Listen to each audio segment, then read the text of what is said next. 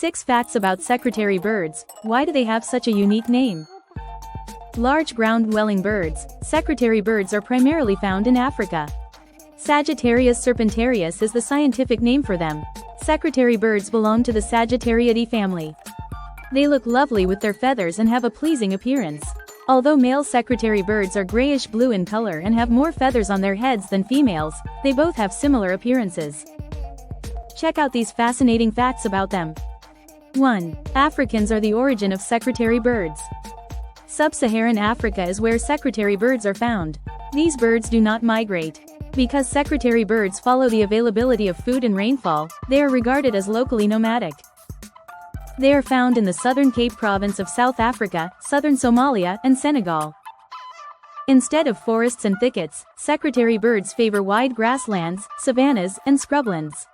Although they tend to stay away from deserts, secretary birds can be found in agricultural areas, coastal plains, and higher elevations. 2. What makes it a secretary bird? Since Europeans first observed this type of bird in the 1800s, they have been referred to as secretary birds. Male secretaries wore dark knee-length pants and gray tailcoats back then. Additionally, they carried goose quills behind their ears. This kind of bird resembles a male secretary of that era in many ways.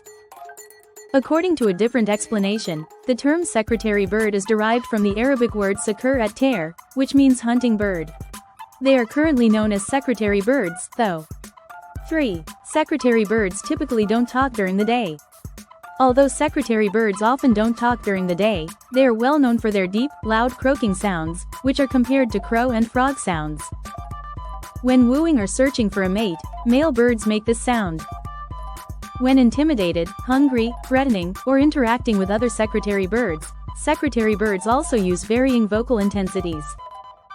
4. Hunting birds are secretary birds.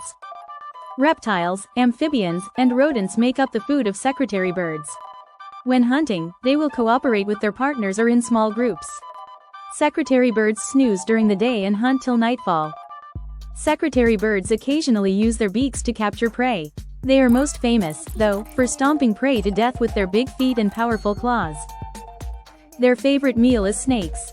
In pursuit of food, secretary birds typically travel up to 32 kilometers. 5. Secretary birds will only take to the skies when necessary. The wingspan of secretary birds is around 6.3 to 7.1 feet.